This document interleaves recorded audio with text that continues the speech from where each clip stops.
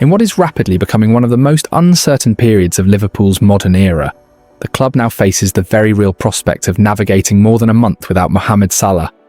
At the same time, their form, fitness and confidence continue to crumble. Salah, who has been one of the Premier League's most reliable forwards for nearly a decade, is experiencing his most difficult stretch in red. Just 2 goals since mid-September, and no assists in over 2 months have raised sharp questions about his impact and attitude. And with the Africa Cup of Nations drawing near, the Egyptian's departure could come even earlier than expected. According to reports, Egypt are pushing to have Salah released in mid-December for an international friendly, a development that would force the Liverpool star to miss the crucial league clash against Brighton on December 13th. On top of the fixtures, he was already expected to miss during the tournament. Depending on Egypt's progress, Liverpool may be without their star forward for up to 7 matches, a stretch that could shape the direction of their season. Despite Salah's limited output, the idea of benching him remains a major moment for any manager, especially for Arne, who is still building his authority at Anfield. The Dutchman has made bold decisions since arriving in the summer, but dropping Salah would be his strongest statement yet. Former England captain Wayne Rooney is among those calling for exactly that, criticising Salah's lack of defensive work and suggesting that Liverpool may benefit from a more balanced forward line. Jamie Carragher also questioned Salah's silence during Liverpool's recent slump, calling on him to show greater leadership in difficult moments. This upcoming period, forced or not, will offer Slot a rare chance to see what his team looks like without Salah, and with Liverpool having invested heavily in new attacking options, including Alexander Isak, Hugo Ekitike and Florian Wirtz, the manager may have little choice but to explore new combinations.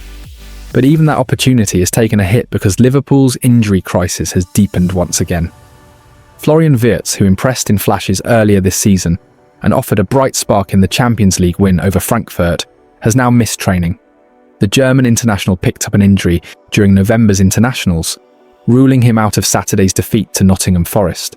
And, as confirmed this week, he did not participate in Tuesday's session at the AXA training centre. He was not alone on the absentee list. Jeremy Frimpong, another key signing, continued his individual recovery away from full training. Young fullback Connor Bradley, still managing an ongoing injury, was also missing. The timing could hardly be worse. Liverpool, the defending Premier League champions, currently sit a staggering 12th in the league table after losing 6 of their last 7 matches, an alarming run for a side that dominated England just a year ago. Their Champions League form has been strong, with wins over Atletico Madrid, Frankfurt and Real Madrid, but their domestic campaign is beginning to unravel. And Saturday's 3-0 defeat at home to Nottingham Forest may have been the lowest point yet. Despite a bright opening half hour in which Liverpool created multiple chances, Forest struck with their first meaningful attack. From there, the home side struggled to recover. A second goal after the restart and a late third sealed another bitter result for Slot's side. Speaking after the match, Slot admitted his frustration. He described the performance as very, very bad, highlighting Liverpool's inability to convert their early dominance into goals. For the Dutchman, the pattern is becoming painfully familiar. Liverpool create opportunities, fail to take them, and concede with brutal efficiency at the other end. Slot insisted that responsibility lies with him win or lose, but drew comfort from the commitment he still sees from both the players and the Anfield crowd. He maintains that Liverpool continue to dominate matches statistically and tactically, but simply aren't taking advantage during their strongest moments. But injuries, poor form, and the looming departure of Salah are now combining to create a near-perfect storm. Wirtz's absence removes one of the few creative sparks capable of playing from the right side, exactly the zone Salah usually occupies. Frimpong's pace and energy on the flank are also missing. Bradley's work rate and reliability at right-back remain unavailable. And Salah himself is set to leave potentially earlier than imagined. The next few weeks will test Liverpool in ways few predicted at the start of the season. The club's relationship with the Egyptian FA remains healthy, and negotiations continue, but it appears increasingly likely that Salah's exit date will be earlier than Liverpool hoped. Now, with the Champions League clash against PSV looming and Liverpool slipping further down the Premier League table, Slot faces the toughest spell of his young tenure. A misfiring attack, a fragile defence, a growing injury list, and the possible absence of their biggest star.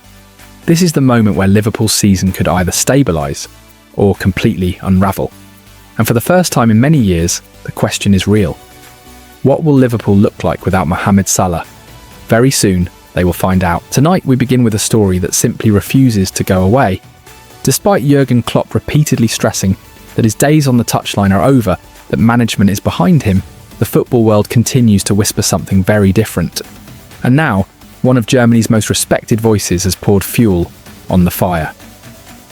Since walking away from Liverpool at the end of the 2023/24 season, after 9 extraordinary years, Klopp has kept himself busy. He became head of global football for the Red Bull Group, joined an elite advisory panel with the DFL, and signed on as a major pundit for the 2026 World Cup. A packed schedule, a new chapter, a different life. But Bayern Munich honorary president Uli Hoeneß doesn't buy it. Not for a second. Speaking this week, Hoeneß said he simply cannot imagine Klopp spending the next decade flying to New York, Salzburg, Leipzig, and Brazil, overseeing corporate football operations. He told OMR podcast, "I've always admired Klopp as a coach on the pitch. I see him coaching, developing players, moving a team forward with his personality. I don't see him doing this Red Bull role forever." And that is the sentence that has set Germany and Liverpool fans buzzing. The speculation only intensified when Klopp admitted, very carefully, that he would never coach any other English club apart from Liverpool. He said, "If it's Liverpool, yeah. Theoretically, it's possible. Not a promise. Not a plan, but certainly not a rejection." With the Reds struggling for consistency under Arne Slot, Klopp's words have become the headline fans cling to, and some believe he will eventually feel the pull of Anfield again. Yet in the same breath, Klopp insisted he isn't longing for management. He says he is happy, fulfilled, and enjoying a life away from the daily grind of elite football. But whisper it quietly, even he has left the door open just a crack. This week also brought fresh insight into a major moment in Klopp's career, the time he rejected Manchester United before joining Liverpool. Speaking on the Diary of a CEO podcast, Klopp hinted that United's pitch was not his style. He explained, "The idea was, we get all the players we want, Pogba, Ronaldo, Nonetino, all the biggest names. It wasn't about football, it wasn't my project." Klopp said he felt no connection to the people in the room, no clear plan, no vision beyond big-name signings. Then came the key moment, his meeting with Liverpool's Mike Gordon of FSG. Klopp said, "After that talk, I wanted to be his friend, and the rest is history. Liverpool got their man. United missed out, and an era was born. Newcastle United forward. Alexander Isak was one of several victims in a staggering £1.2 million burglary spree carried out by a travelling crime family, a case that reached its conclusion this week, and the outcome has left many stunned." The family brothers, Valentino and Giacomo Nikolov, their sister Jela Jovanovic, and her son Charlie, travelled from Italy to the UK in March 2024. They arrived by ferry in a Citroën C3. They used a camper van to scout neighbourhoods, and prosecutors described them as professional touring burglars. Their spree began on March 31st, breaking into a house in Newcastle while the owners were away on holiday, stealing over £1 million in designer goods, jewellery, and even a CBE medal. The next night, they struck again in South Tyneside, taking another £100,000 worth of items. They then turned their attention to footballers. First, they scouted the Newcastle training ground.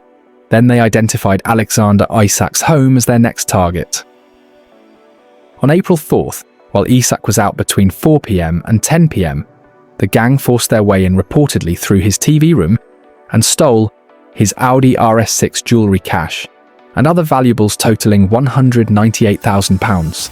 The Audi was later found abandoned by a member of the public. Police arrested all 4 in Birmingham on April 13th. 3 pleaded guilty, 1 denied the charges, but all were eventually jailed for between 6 and 10 years. This week came the proceeds of crime hearing. and the headlines left many outraged.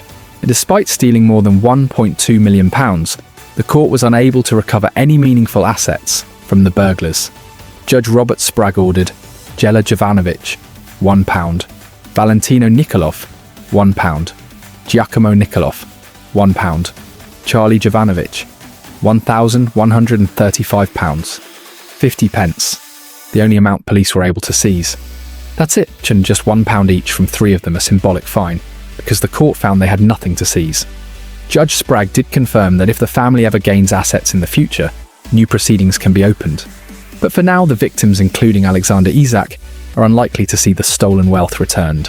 So tonight, two very different stories, but both shaping conversations across the football world. Jurgen Klopp insists he's finished with management. But Uli Hoeneß disagrees. Liverpool fans remain hopeful, and the door, just slightly, remains open.